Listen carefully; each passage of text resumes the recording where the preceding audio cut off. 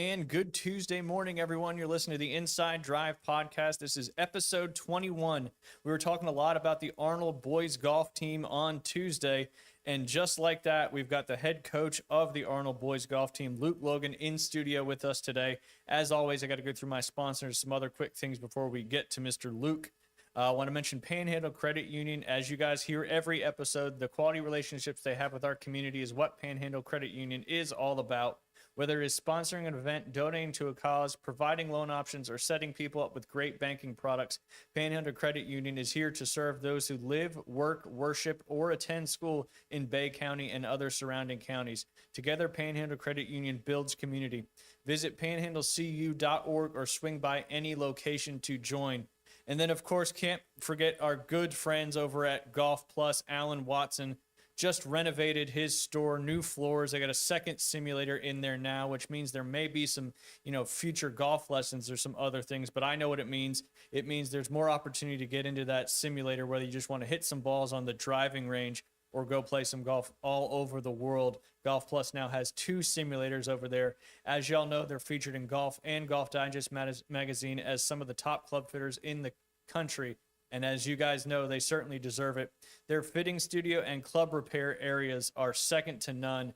Really the only place to go here in Bay and the surrounding counties. If you need some club repair, you want to get fit for some clubs, or just buy some stuff off the rack, buy some Christmas presents, whatever it may be. I do know that they have all shoes are discounted right now. All in-stock shoes are discounted. Once you walk right into the store, you'll see them all there in the front side. Again, brand new floors, all that cool stuff over there with Allen and Golf Plus. So if you need anything to do with golf, go visit Golf Plus right there in the Edgewater Shopping Plaza next to Firefly. You can give them a call at 850-249-2726 or online at golfplusretail.com. We appreciate Alan for being a sponsor. One more time, I want to give a shout out to Addie Gorman, the American Charlie Athlete of the Week. Every week we pick a local athlete who has, excelled in their sport. And as we mentioned on Tuesday, Addie had a great last week in their first 2 playoff games for the North Bay Haven Bucks. So she's getting a $50 American Charlie gift card. If you haven't been over to American Charlie's, you're certainly missing out. They've got fried chicken, pot roast, wings, burgers, shrimp, and all those American classics that you could certainly enjoy. They have 15 TVs for all your Saturday college football games and, of course, your Sunday NFL games as well. One of my favorite things is they do military and first responder discounts all the time. They just debuted a new lunch menu. They also have a lot of live music all the time. You can just head over to American Charlie Grill and Tavern on Facebook so you can see what they got coming up. You can also go to AmericanCharlies.com as well. But I want to give a huge shout out to Dave and everybody at American Charlies for sponsoring our Athlete of the Week competition, recognizing some of these great athletes right here in Bay County. Do want to mention, obviously World Series Game 5 was yesterday. I don't want to say it was surprising, but the Blue Jays got the win 6-1. And Trey Yesavage, who we talked a little bit about last week, who started Game 1 for the Blue Jays, who got the win in that one too. He's only 22 years old, and he was still in the minor leagues on September 10th. After last night's performance, he struck out 17 batters in 2 World Series starts. His 12 last night set a record for sure, a realistic example for everyone else. And, of course, their bats were fire right off the get-go. The Blue Jays' first 2 hits off of Blake Snell were both home runs to kind of get the quickest 2-0 lead imaginable. The second home run was later in the game the third home run, was Vladimir Guerrero Jr.'s 8th home run of the postseason. Remember when everybody thought the Jays were mistreating this superstar? Now Toronto heads home with 2 chances to win a ring. That is no means a guarantee, as the Dodgers, after all, they're trying to go back-to-back. Yet reaching this point remains both improbable and wholly impressive. Game 6 will be on Friday. What do you guys think? Blue Jays going to get it done, or is the $300 million plus team going to make a nice little comeback? Well, as a Braves fan, back in 92, 93, I mean. Kind of hard to, pull for the Dodgers, right? My gosh. Yeah, I got to go for the Dodgers here, Mulvey. So kind of hard to pull for the Dodgers, then you say I'm going to go with the Dodgers. I'm going with the Dodgers. They're going to win? Yeah. What about you, Luke? You think the Blue Jays can finish it off up there in Toronto? You think the Dodgers are going to send it back to L.A.? Can't say I'm a huge baseball watcher, so it's a crapshoot regardless. I'm going with the Dodgers. Yeah. That's definitely Shohei, the smarter decision for sure. Yeah. You know, Shohei's obviously had a great postseason, but you know these pitchers for Toronto and the bats have really gotten hot. Obviously, leading off the game last night with 2 back-to-back home runs. I think that was the first time, either in World Series or postseason history, that something like that has happened. So obviously, that gives you a lot of spark right off the get-go, especially to do it on the road over there in LA. Heading back to Toronto, kind of a weird World Series because everybody hates the Dodgers, but at the same time, can you root for a Canadian team? No. I think everybody's rooting for the Canadian team now that they have that they have an opportunity to close out the series 4-2. All right, let's bring in the Arnold head boys golf coach Luke Logan. Luke, thanks for coming on today. Yeah, thanks for having me. Of course, what got you into coaching the Arnold Marlins boys team? Actually, Jay over here, he Handed it off. kind of threw it. Did you threw it ask at him me. or did you just tell him he was going to be coaching the golf team? He didn't really give me an option because the season was starting in like 2 weeks. That is as Jay as I can, I have known Jay for a long time, and I'm not surprised that that's how it went down. I was excited to do it though.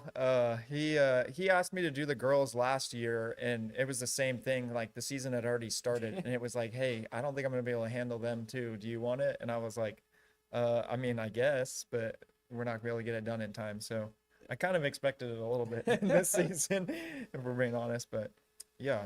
Well, and it's kind of cool because some of the members, on the Arnold golf team are, members out there at Bay Point. So it's kids, you see all the time, which is, kind of cool. Maybe make it a little easier to transition into that, coaching position. Yeah, I pretty much knew the starting. I mean, I knew the starting 5 before the season started. Like I already knew that they were gonna be some of the players on my team, and 2 of them being former employees at the club too. I mean, I already knew them more personally too. So, had you ever coached anything else before in your career? I other than just teaching clinics and stuff at the golf course. I mean, I taught like Pee-wee soccer. I mean that's kind of similar a little bit. I mean, that's just herding cats at that point. Yeah. Obviously, golf's a little more structured. But Yeah. coached a couple really young soccer teams as well. And, it can be challenging, but it can be a lot of fun too. Yeah. Very rewarding. Well, I was going to say, go ahead, John. kind of like with, he's got 4 seniors, Yeah. and I know obviously, Paul Zuchner was their coach, in 9th grade. We all know Paul, right? Coastal Carolina guy. Yes. Like you. Paul. Yeah. But he's a wild guy. I felt kind of bad, kind of like transitioning the coaching role into Luke, knowing that these kids are going to have 3 coaches in 4 years, but kind of looking back on it, Zuch was a very good coach for the 9th graders. They were just getting in and all that. And then I feel like maybe I transitioned, well into that role. And then Luke, I think Luke just, he exemplifies a lot of patience. He's out there coaching with them. I see him out there practicing and he's trying to dial in their shots and stuff like that. So looking back on it, I know 3 coaches in 4 years for these kids. I hated that. I think you can get away with it a little more though with golf. If it's football, baseball, one of those kind of sports, I think that's a little more challenging because of the culture and all that. Obviously, culture is important in every sport, but golf it may not because it's an individual sport where you play on a team. So I think you can get away with multiple coaches because The play style could change in another sport. Like, absolutely, very the easily. coach may have a completely different philosophy when it comes to offense, defense, whatever sport you're playing. Right. But golf, it's kind of up to you outside of when you're having your team practices to continue to work on your game, continue to work with whoever your swing coach is and stuff like that. So I get what you're saying. It may be a little challenging, but I think you can get away with it more in golf than probably any other sport. Yeah. Luke, kind of recap your season. Where you guys started and where you've come to now. Obviously, a fantastic season, probably one of the best, I'm guessing, boys golf seasons in Arnold Marlin history.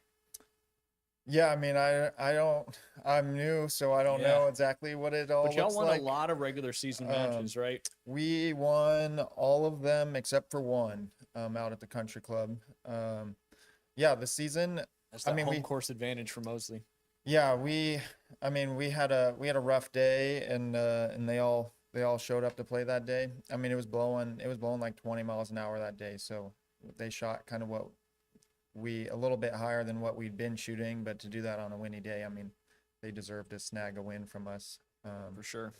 But yeah, the season, I'd say they went past what I was kind of expecting them to do.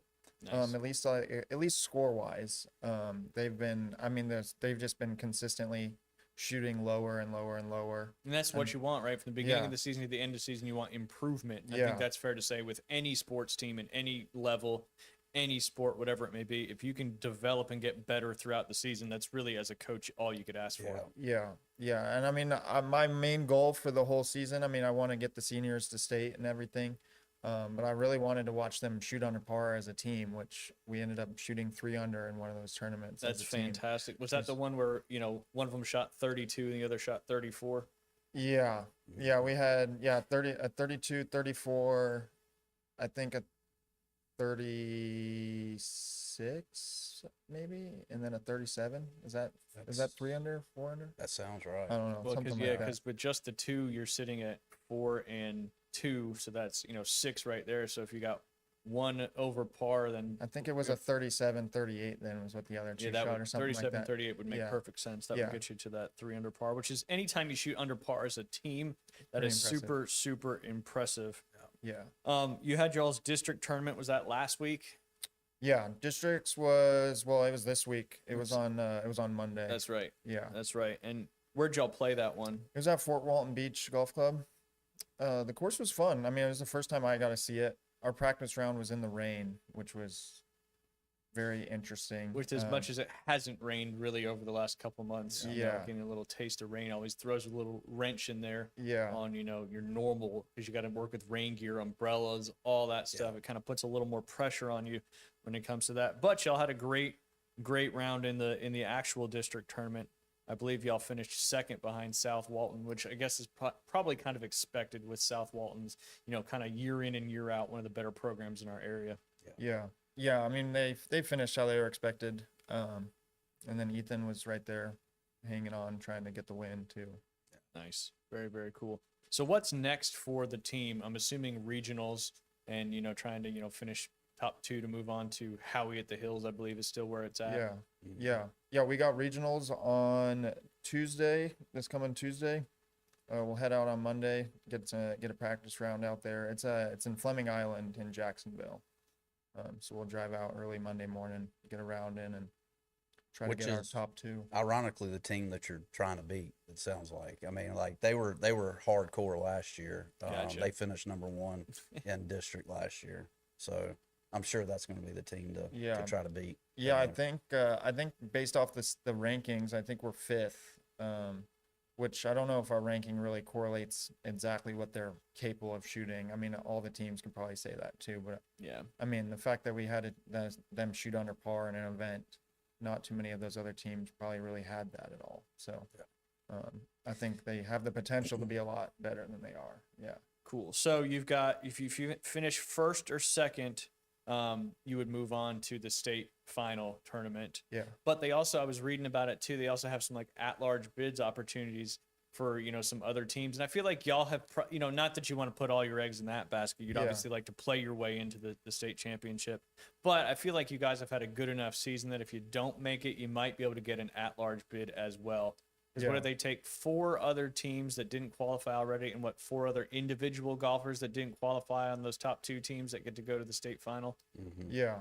And I think we're pretty close because I mean it depends on how they play because their score will be included from that regional round. Gotcha. So if they are right on the edge of making it and they play a good round, That might that'll- help both that'll- that outlaw. that'll help boost it up closer to getting that Cool. bid. But man. obviously, you'd like to just play your way in. That's Yeah. the simplest, Yeah. easiest way. Have you guys been kind of scouting that golf course ahead of time, like telling the kids to go check it out online and all that kind of stuff? I don't know if that's something we do in high school golf. I know I never did that growing Yeah. up. No, I didn't either. The internet really wasn't, full No. force when I was. They playing high school definitely golf. haven't been scouting it at all. I have been scouting it.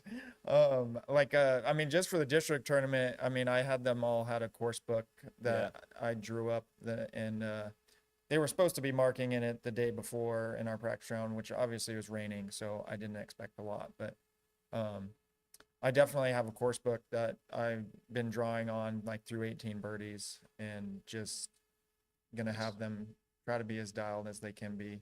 Kind of visualize how they want their round to go before they get out there. Yeah, yeah. I mean, it's something I did in college. I never did it in high school, and it might just be because that's what I got taught in college, Yeah. just being kind of like that next step up of like how to be prepared for a tournament. But I mean, even if they look at it for half the round and they're not that locked in on it, I mean, like if they look at half the round and it happens to shave a shot or two, I mean, that's That's a plenty big in deal. golf. Yep. Yeah. It's a big deal for So- sure. How much has your college golf experience helped with you being a high school golf coach? I think that's all I've been teaching pretty much is what I did in college, honestly. A lot. And I mean, I learned a lot from my college coach and someone that's been playing golf since I was 3 Yeah. and having a bunch of different swing coaches and everything. Really didn't know what to expect in college myself of what I was going to learn. But getting to just doing different drills and done some like team drills with the players where they like, I mean, we used to do the 3 feet, 5 feet, 7 feet, and you have to make 8 putts in a row, but you do that with one of your teammates. So I might have made 4, but my teammate only made 3, and now we restart. And Yep. Go I'm back to the beginning. I'm holding my teammate here now, so there's some added pressure that you Yeah. typically don't get in practice. Absolutely. A little more accountability when it Yeah. comes to, you doing your job and you Yeah. executing what you're supposed to do. I'll ask you both this question. What is the hardest thing about coaching golf? What makes it different than coaching other sports? And you probably neither of you guys have coached other sports, but you can probably get a little bit of, the feel of, because golf, like I said earlier, is a team sport, but it's, based on individuals all having, scores together for a team score. Whereas, basketball, football, baseball, soccer, all the other kind of major sports, it's, you have to work as a team out there on the field. So what do you guys think would be, is the hardest thing about coaching golf, maybe compared to other sports or just Yeah. in general? Well, and that's the challenge of it, right? Is it's individual based, but you're a team, and how do you do that as a coach? Bringing in a team and making it about the team versus individual. Because Good I point. feel like, yeah, I mean, kind of putting yourself in shoes of a 17-year-old is like I remember as a 17-year-old, like your number one guy might shoot 72 and you might shoot 76 or whatever. And, you want to beat that number one guy, but he's on your team. So, you know what I'm saying? It's just, Yeah. it's so weird. It's so weird. I remember growing up playing high school golf. I think that internal competition is actually good because not only you're competing against yourself, but you're trying to have the best score week in and week out. Yeah. How much does your guys, competing against each other, help drive them to be better golfers? Yeah, they definitely. I mean, the top 4. I mean, any of them could show up to a tournament or practice or anything and be the best scorer out there, and so that does help because I mean, for me, I didn't have someone in high school that pushed me at all. So like looking back at it, like them getting to have that, like I wish I had that. Yeah. It definitely, if you show up to a tournament and you don't have to worry about your team beating you or anything like that, you definitely get more relaxed and stuff. And we probably saw a little bit of that as a team with some of our like regular season tournaments, just kind of being expected to win most of them, that they kind of get relaxed, or if they're not playing that good, that they start to just, I'm not going to stay as locked in as I should because we should win as a team regardless of how I play. I Now, can do you see think some of that's that. a positive or a negative? Oh no, I think that was a negative for at least the season Yeah. wise, but within the team, them trying to fight it out, like if they were playing good, that they're wanting to try to be the medalist. And I know course, with Brady and Ethan for sure, we're definitely like wanting to prove who's who.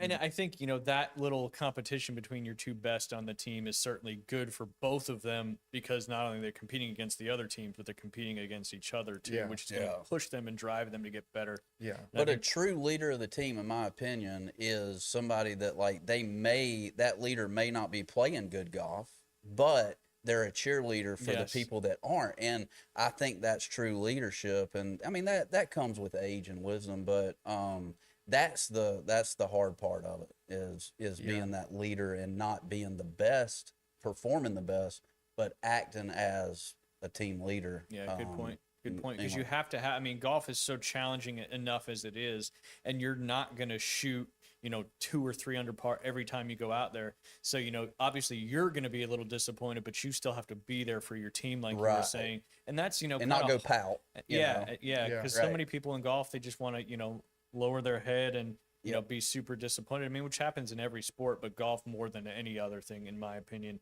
Yeah. Luke, tell us about some of your guys. Obviously, you mentioned Ethan and Brady, but kind of talk a little bit about, your team. I know you're heavy senior laden, so obviously, if you continue coaching, you're probably gonna have to find ways to fill those spots because you have such, all 5 starters are all seniors. Armand's a junior, so I mean we'll lose 4. We got 4 seniors. We'll lose. Yeah. That's why Jay gave you the coaching job, because he knew it was gonna get tough as time goes on. Yeah, so I mean, we got the 4 seniors. I mean, a majority of the team, I tried getting them in to understand the junior membership at the golf course. Yep. So we can get them practicing all year. I know from my experience, all of my teammates, most of them did not touch their clubs for at least 6 months. Like they might have brought them out 6 months before golf season, but that would have been at the most. So trying to get these players to realize that golf is not a sport that you can just drop your clubs for 6 months and come No, back. it's not like and- riding a bicycle by any Yeah. means. I mean, you might find a little bit where you stand up on the bike for a second, but Yeah. you're not gonna be doing any jumps, that's for sure. Yeah, it's kind of like playing quarterback in football. You can't just not continue to work on your craft while you're not playing games. Otherwise, you're going to come back and look really, really terrible. So, golf is so much like that as well. When is the regional? You said coming up this Monday. Yeah, it's on Tuesday. So you're that's right. You're leaving yeah. early Monday morning, playing a practice round, staying the night, playing on Tuesday, Yeah, and then you're coming right back home on that Tuesday. yeah, we'll be coming right back. Yeah, It's a quick little turnaround for the guys, but obviously that drive home will be will be a lot better if you guys qualify for state. A they little more adrenaline coming through. they will keep me awake on the drive if they play good. That's for sure. Exciting stuff, yes. Well, obviously, good luck to you. Good luck to all the boys on the Arnold Marlins golf team.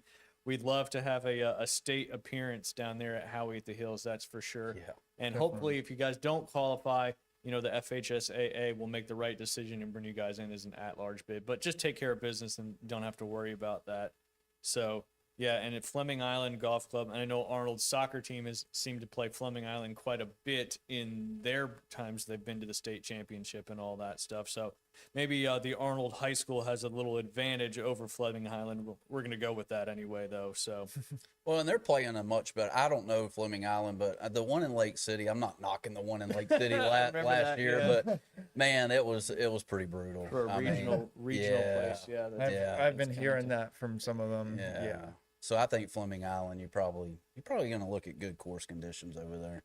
I think That's anything good. in Jacksonville is probably going to be in pretty good shape. I would think so for sure. Yeah. I would think so for sure.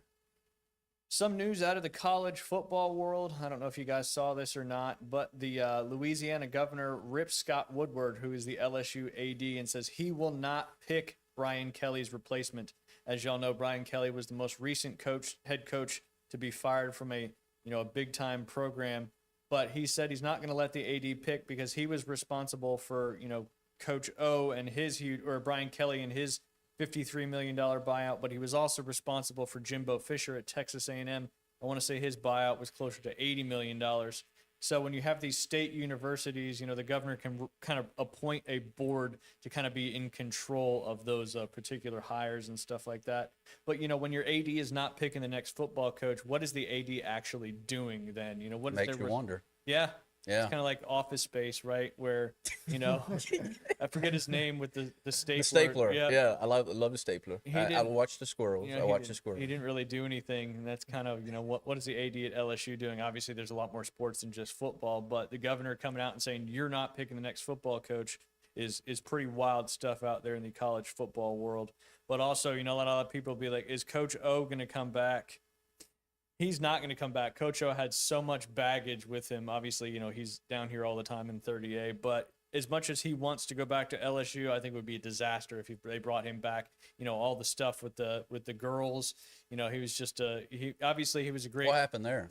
He got involved with some stuff. I don't know it exactly on the top of my head, but that's, part of the reason, why he got fired in the first place, because he did win a national championship for LSU, Now that team was a highlight team, obviously with Joe Burrow. They had all those wide receivers, Jamar Chase, Justin Jefferson. So I don't know how much it was Coach O or just how much the actual talent on the football field was. Another Texas team. I don't know if you guys saw this or not, but Steve Sarkisian, aka Sark, he went out and said if he got an NFL coaching job offer, he would jump on it in a heartbeat. Texas was the preseason #1 team. Now they're 6-2 with a brutal schedule the rest of the way. They could easily go 6-6. So it kind of sounds like he's, a little cop out, be like, I'm not happy with, how it's gone so far this season, but they got Vanderbilt this weekend, then Georgia, then Arkansas, then Texas A&M. They could easily lose. They'll beat Arkansas, but they could easily lose 3 of those games and go 6-4. So that would be 7-5 on the season.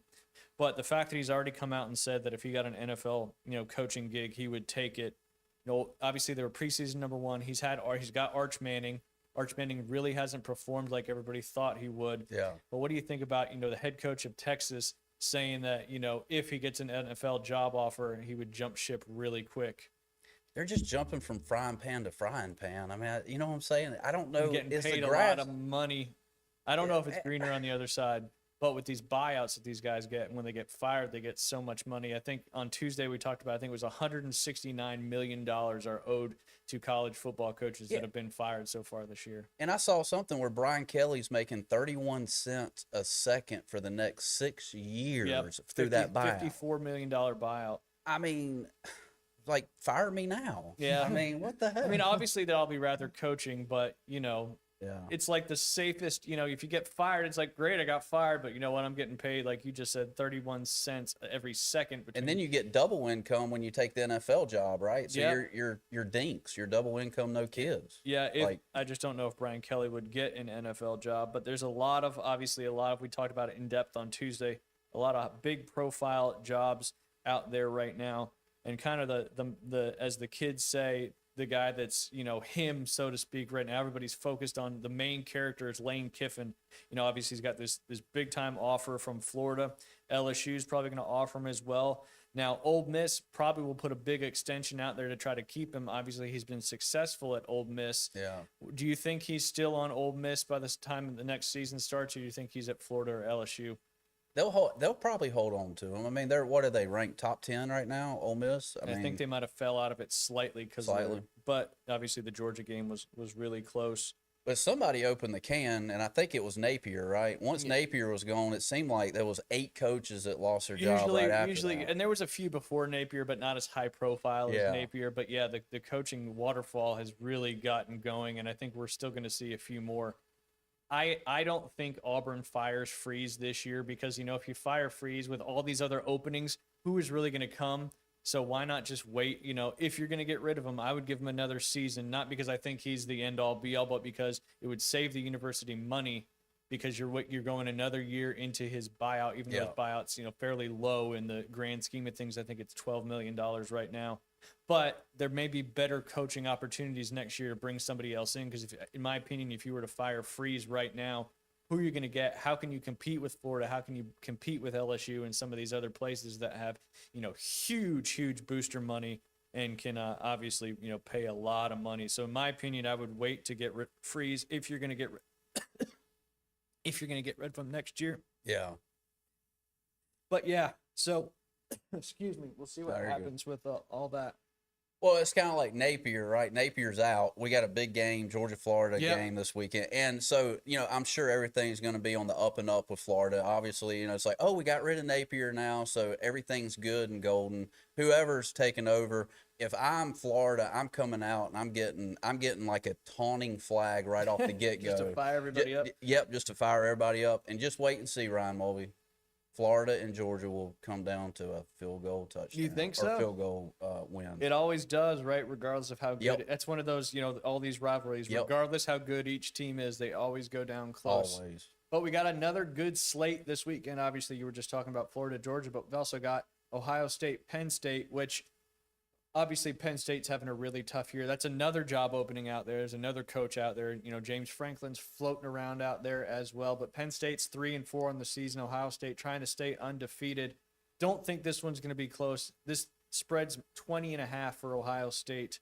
and I don't think there's been a spread like that in this game in a long time. And it's a home game there. One of the games, I already mentioned it, but looking forward to this one. I've kind of jumped on, I don't know if it's a bandwagon, but I've really kind of jumped on the Vanderbilt Commodores. They're just so Yeah. fun to watch.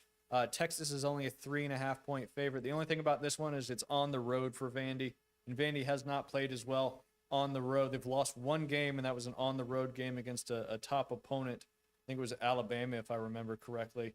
But Texas, a 3.5-point favorite against Vandy. Again, Texas, if they drop this game, they'll drop to 6-3, and they still got Georgia, Texas A&M, and LSU, I believe, to still play. Then you got Miami against one of the ACC leaders in SMU. Miami is favored at 11.5 in that game. I would jump all over SMU plus 11.5 in that one. And then Georgia, Florida. I know you said it down to a field goal. Mhm. Georgia is a 7.5-point favorite not a in lot. that one. It's not More a than a lot. touchdown. Yeah. Give me a score prediction for your dogs. I'll go 24-21, and Georgia kicks a field goal to win it. We'll give Georgia. Yeah. walk-off field goal. Yeah. What about you? What you thinking? I think Georgia wins handedly in this game, despite What? all what you said. Yeah, I mean, Really? about time that Georgia had a decent first half. Yeah. I mean, they've had so many first halves where they're either behind or the officials give them a fumble recovery for a touchdown against Auburn. Otherwise, they would have been down by 2 scores at halftime. But they always find a way to come back in that second half and win the game. I think this game, Florida gives them all they can in the first half, and then again they pull away. So I got Georgia winning that one like 35-21, something like that, in my opinion. I know it's usually a lot closer, but I think it's time Georgia makes a statement, throughout the entire game rather than just in the second half. We'll definitely win with the amount of alcohol consumption Saturday versus Florida. We always win that battle. That's for sure. That's one to be proud of. That's got one to be proud of. Another top 25. You got Oklahoma and Tennessee. Oklahoma and Tennessee both 6-2 in the ACC, trying to keep up with Texas A&M, and USC. Nebraska is another good one. So we've had like 4 weekends in a row where we've had some really, really good college football slate stuff going on. Want to remind everybody, coming up tonight as well, we had Jason Hedden and Coach Jonah Hammond with us last Thursday. You've got the Arnold and Panama City Comedy Kicks for Comedy. It's another fundraising show that Panama City Comedy is doing. This time it's benefiting the Arnold Marlins boys soccer team, who are trying to go back-to-back state championships, and every dollar counts. So if you're looking to have a nice, fun Thursday night evening, you can laugh all while donating to a wonderful cause. That's Kicks for Comedy. You just go to PanamaCityComedy.com. Tickets are still available. So get out and check that out. A lot of fun going to a Panama City Comedy show. And of course, even more fun when it's helping benefit one of our, kind of elite sports programs here in Bay County. Also want to mention all the girls middle school basketball games getting underway tonight. UA going up against a tough opponent in Breakfast Point Academy, who won the Jamboree tournament this past Saturday. Were able to beat UA in their game in the tournament. But we're traveling to BPA, one of the better basketball teams in the area on the girls' side. So again, I'm always going to report on middle school sports, especially when my kids are involved in it. So, get used to it. I always talk about middle school sports, obviously, because we're knee deep in it right now. We've got an NFL game coming up. It is Thursday night. It is the Ravens and the Dolphins. Ravens dropped a big game last week to kind of keep them in the hunt. What's crazy is they're still favored to win the AFC North, despite being 2-5. But the Dolphins are 2-6, having a tough year. Your doppelganger is kind of on that hot seat right now. Yeah. Mike McDaniel, with still being the Dolphins head coach. Yeah. Not sure if he's going to survive this year or not, but he hasn't been fired yet, so that's probably a good thing. I think one of the things, if they fire him and then the interim guy does a good job, then do you have to hire the interim guy, or can you still look outside? NFL is kind of the same thing as college. There's not like a bunch of really good head coaches out there because they're already coaching on teams. But wouldn't McDaniel make one heck of a college football coach? I feel like he would. You would think so. I feel like he would relate to the college students a little bit better. Maybe maybe he's the next head coach of LSU or something like that. That'd be awesome. He's definitely a quirky dude, but He is a heck of an quirky. offensive mind. A lot of people say maybe he comes back to the Niners as the offensive coordinator again, and we got the whole band back together. But that's neither here nor there. But yeah, Ravens, Dolphins. Ravens are favored by 7.5 in that game, which I think is probably a pretty fair spread. Lamar is back, but you know he didn't play this past Sunday. What was his name? Huntley played for them, so really he couldn't play 4 days ago. What's the difference now on this Thursday night game? Is his hamstring fully recovered? Because obviously Lamar is a great quarterback, but he's a great quarterback when he can scramble and run as well. Is that hamstring going to limit him? How good is Tua going to play? Is A-Chain going to be able to, kind of keep them going? The Dolphins desperately need to win, but I think the Ravens need to win even more. What do you think about this game tonight, Jay? How handedly did the Dolphins take care of the Falcons on Sunday? I mean, oh my but the God. Falcons have lost 30-0 to the Panthers. Obviously, the Niners came in and ran all over Yeah. them. So is it the Falcons just aren't that good, or are these teams just playing really good football when they play the Falcons? Yeah. Kind of tough to figure out. I just don't see, typically with the Dolphins scoring as many points as they did on Sunday, I feel like it reverses tonight and they only get maybe a field goal or two. So I'm definitely taking the Ravens tonight. Would you lay the 7.5? That's a lot of points. It is a lot of Um, points. A yeah. touchdown in the NFL is a big spread. I would, though. I would. The over/under is 51.5, and I don't think the Ravens are going to score a ton. I Nope. don't think the Dolphins are going to score a ton. So that would be a best bet for me for Thursday night. Yeah. Would be taking the under in that game. Two other best bets. I got Zay Flowers, who's got his quarterback back, so I would take the over 66.5. Receiving yards. They have to get the ball to Flowers if they're going to win this game. So that 66.5 seems kind of like a low number. And, of course, Jalen Waddle is going to have to be a big factor if the Dolphins compete in this game. His over-under receptions is 4.5, and I feel like that's a low number. So I would take Waddle over 4.5 as well. So Zay Flowers over 66.5 receiving yards, Waddle over 4.5 receptions, and then the under. I think the under is probably the biggest, the one that'll hit the easiest. But you could probably parlay all three of those together and get some pretty decent odds. And if you use Hard Rock, you might even get a single game parlay boost of 30%, something like that. Some other big NFL games coming up. You got the Falcons at the Patriots. Patriots obviously leading the NFC East over your Buffalo Bills, who got a big one coming up this weekend as well. The Falcons going to bounce back against a good Patriots team, and Drake Mays, obviously, if you guys listen to Keith on Tuesday, Drake Mays having a fantastic season and playing some of the best quarterbacking in the entire league right now. I mean, is Penix Jr. coming back this week, or is he out? I mean, I don't I have know. no idea what Yeah. his injury status is, but yeah. They're cold, man. They're cold. I don't understand why Bijan Robinson only touched the ball 7 times last week. If I was the Falcons, Yeah. I would treat Bijan like the Niners treat Christian McCaffrey, and just your offense goes through him. You get him as many touches as possible.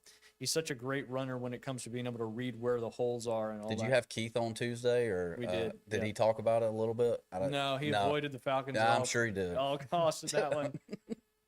Falcons are always one of those teams that on paper look like they're going to be so good. They have so many weapons, good Yeah. defense, and then they just kind of let you down.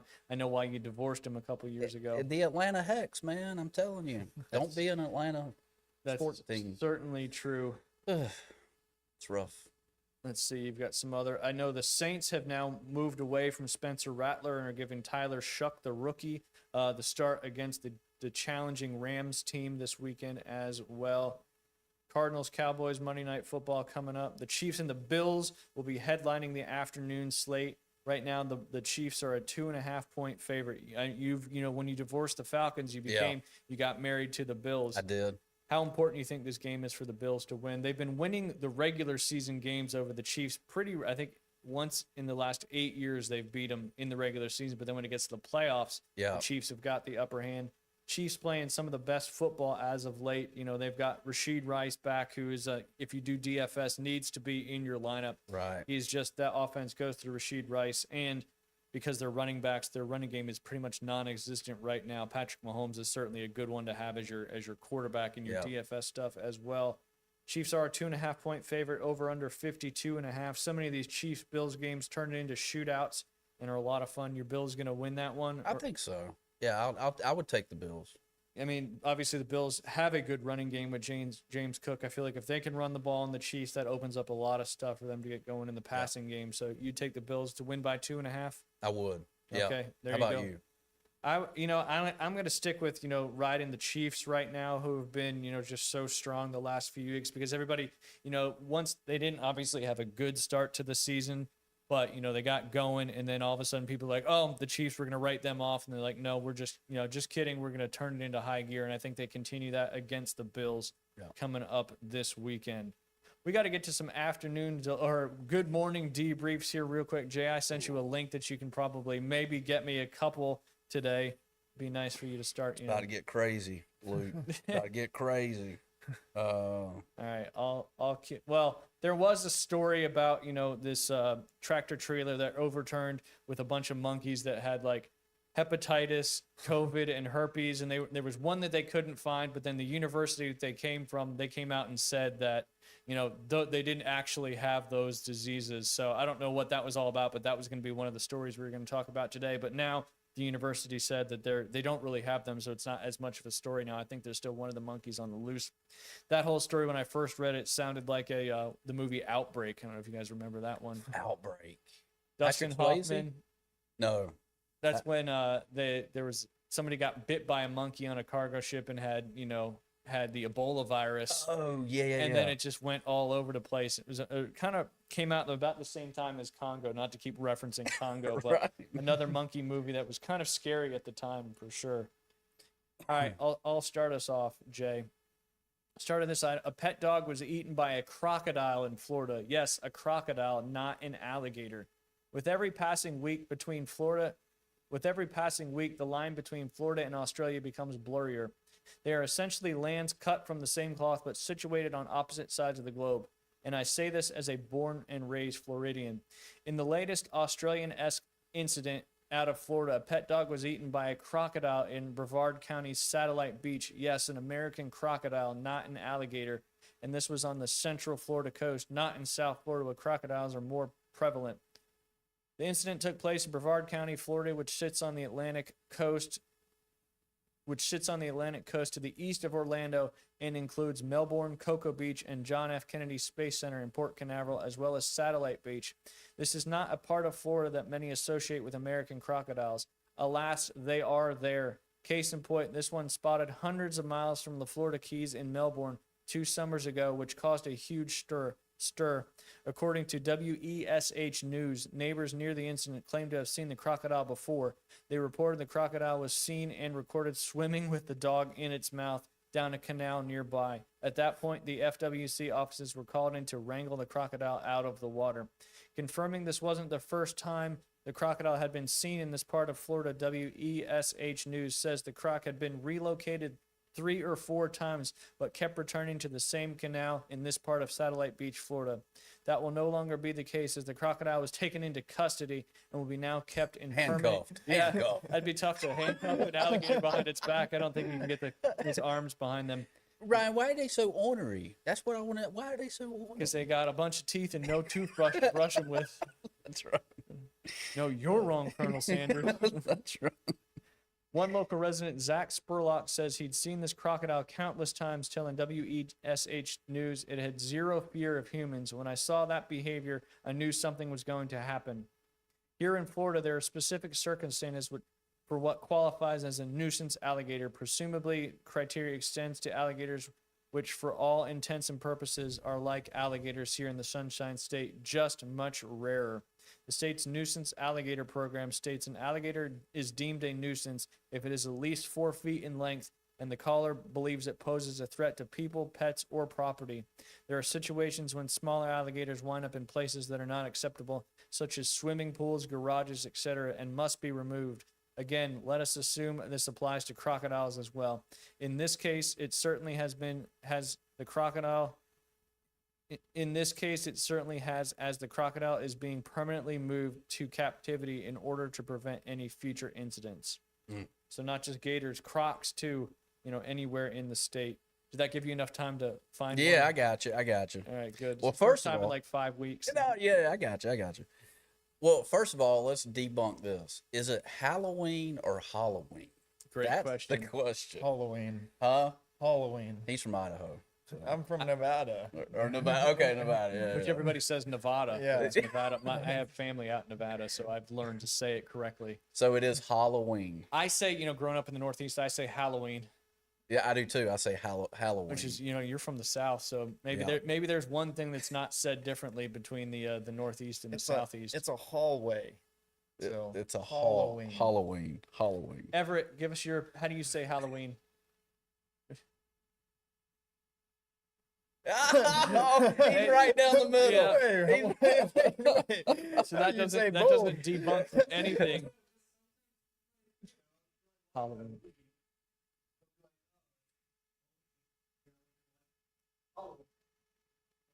Yeah, the OG one. Yeah. Interesting. Yeah, Yeah. that's a good point. Yeah, maybe there's not one correct way to say it. I think Maybe- if you say Halloween, I think you're the same person that says cats up. You say cats up? You... Okay. Yeah, wait, cats up. I didn't even know what you were referencing. I was like, I've never heard of cats up before.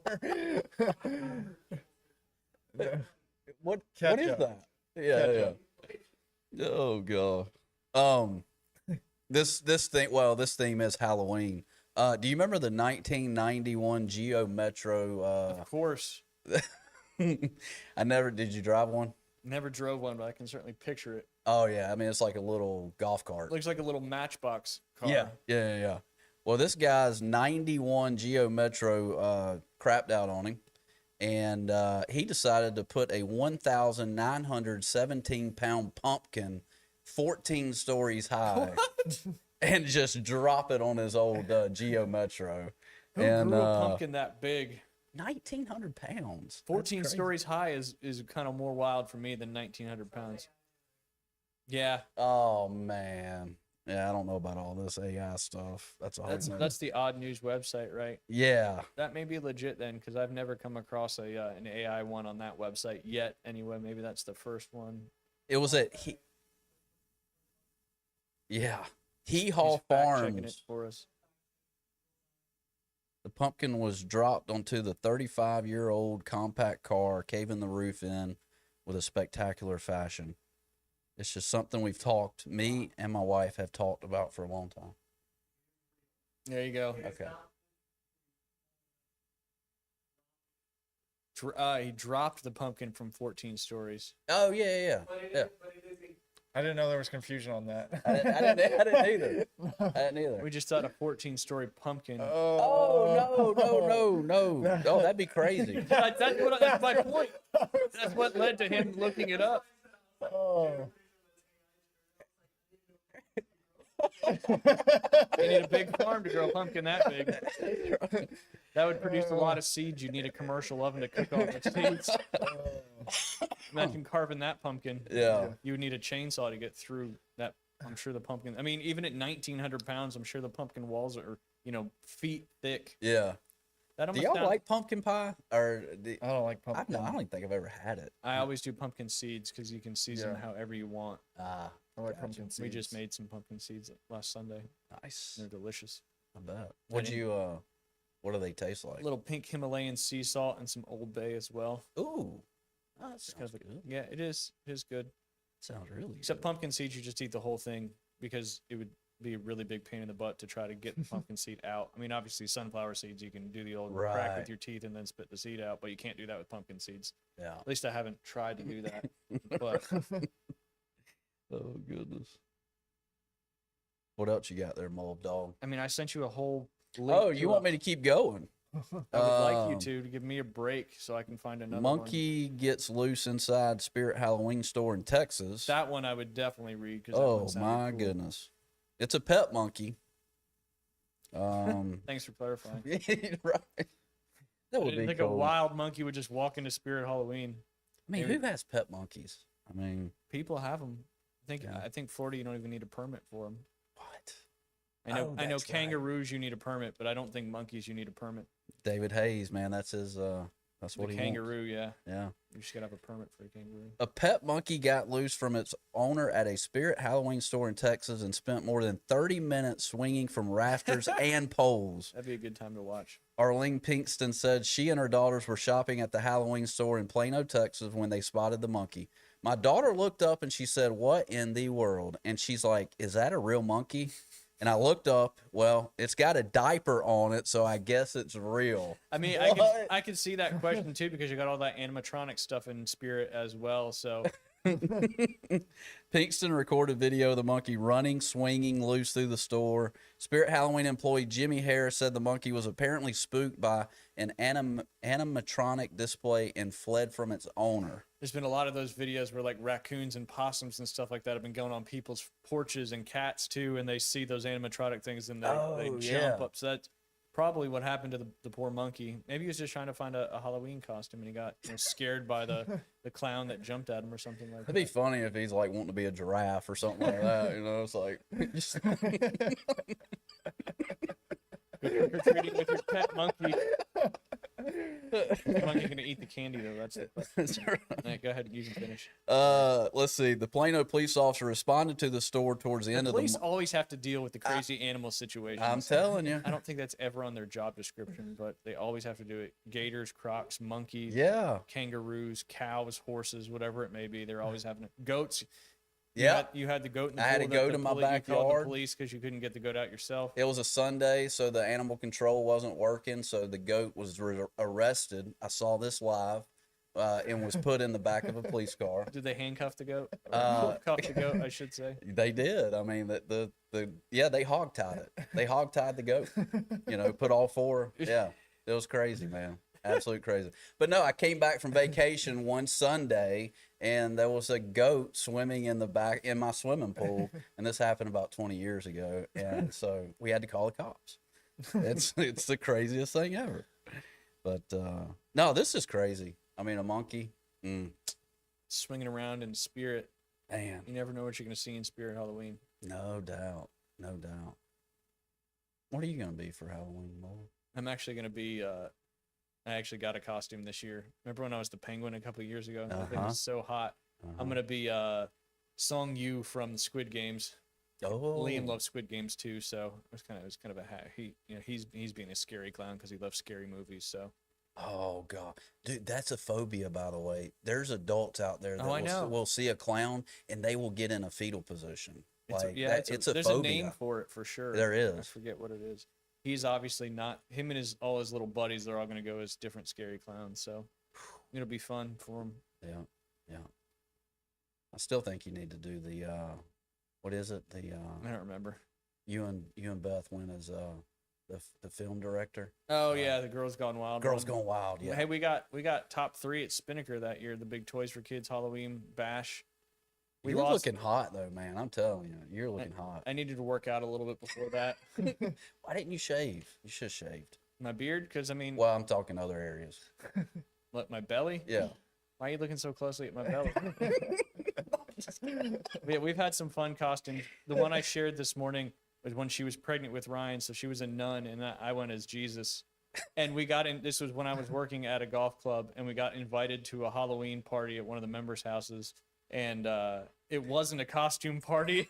We walked in. It was really embarrassing, but everybody there was really cool. So we just stayed there with our costumes on, and everybody had a good laugh. So it was funny. That's a whole nother level right there. Yep. I mean, I would have Carl walked out. Connolly, I'll never forget his name. He's the one they did a big Halloween party every year, and they invited us that year. But it wasn't a costume party, which was fine. Yeah. We still had a good time. But yeah, Beth is very creative when it comes to I see hair that. Halloween costumes. I love it. So a lot of the kids did it, and then we did it a few times as well. So you done with yours? Yeah. All right, I got kind of a. I don't know if this is that crazy or not, but while you're looking for another one, in China, diver Wang disappeared during a routine river exploration, and what followed defied all odds. He had unknowingly entered an underwater cave system and became trapped more than 100 meters deep. Rescue teams worked around the clock, hearing faint knocking sounds in the darkness, but unable to find him. Inside a tiny air pocket, Wang survived 5 days without light or food, catching raw fish with his bare hands. His oxygen tank fell to 4%, forcing him to take a desperate leap into the black water, flashing his light in one last attempt to be seen, and it worked. When he finally surfaced, exhausted but alive, his first words to rescuers weren't tears or panic. He simply asked, "Do you have a cigarette?" A moment of raw humanity and humor after an unimaginable endurance.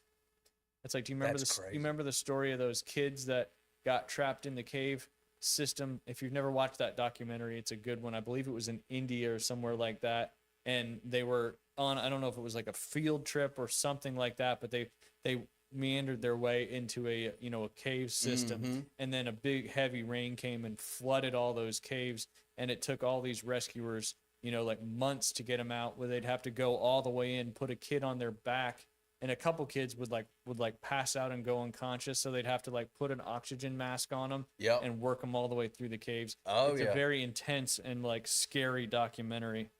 But yeah, it was an interesting one. This sounds a little bit familiar, maybe not as extreme, but first thing he wanted was just a cigarette when he was done.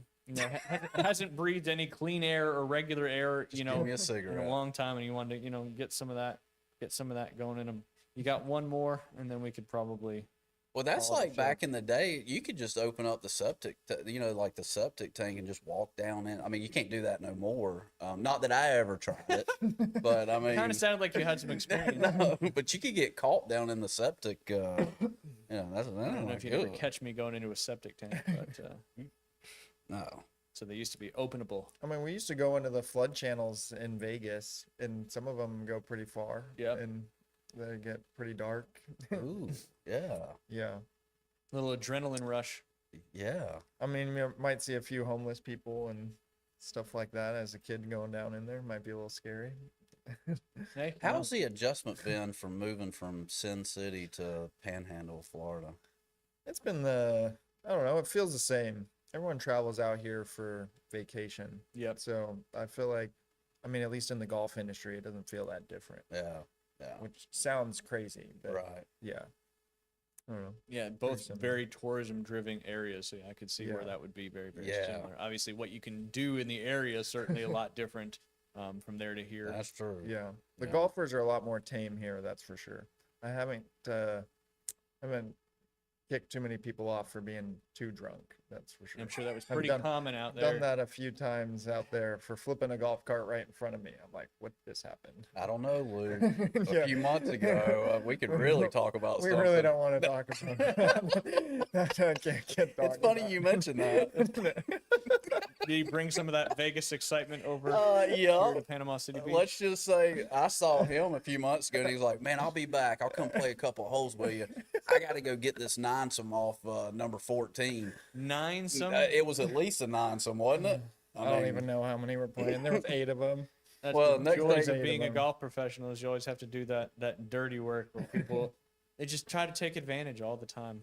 Let's just say it was a weekend when we were hosting a bunch of baseball teams, and there was maybe some baseball coaches out there, and yeah, it was interesting. It was interesting. We'll leave it at that, but Maybe they were playing a big old Calcutta and they had to watch each other play. I guess. But Luke just kindly said, "Hey guys, y'all can't do that."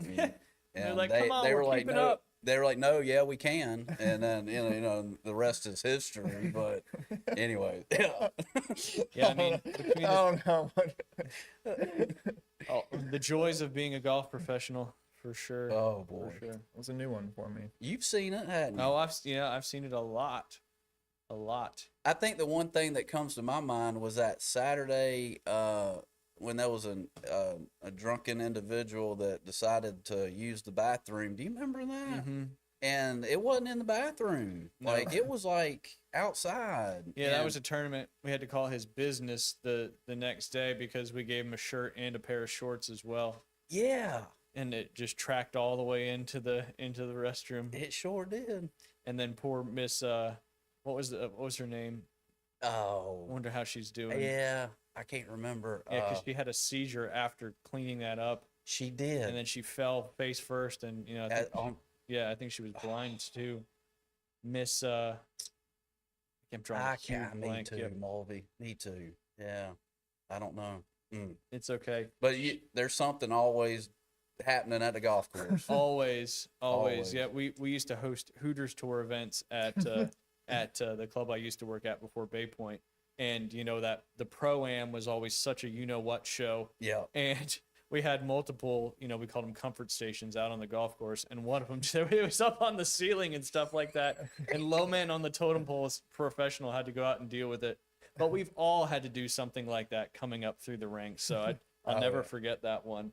He was really disappointed when he came back in. He's like, it's everywhere. It's on the ceiling. It's on the doors. And he just wonder how all that happens. But, you know, when you involve a lot of booze and, you know, free food and stuff like that, you never know what's going to happen. No, The you're human right. body can only take so much, I guess. Yeah. But did you have one more? If you don't, it's no problem. No, I don't. Yeah, don't worry about it. Yeah. Luke, appreciate you coming on, and obviously we'll be cheering you guys down there at the regionals. Keep us posted how you're doing. I'd love to update everybody on you play on Tuesday, right? Drive down on Monday, play on Tuesday. Yeah, I believe So- that's the 4th, if that sounds Okay. right. Yeah. Because it's hard to find stuff on golf. You know, it's not on Max Preps, and what is it on the FHSAA app? Is that Yeah. open to anybody? Yeah, yeah, it is. It's on. I know they have like their I Wanamaker app that's linked with the FHSAA app Gotcha. too. That gives it. But it is the app. You can't just pull it up on the website. It doesn't pop up. Gotcha. Yeah, they make, because I try to always find golf stuff, and it's always they make it really tough. really hard to find. Yeah. You know, you think it would also be on Max Preps, where everything else in Yeah.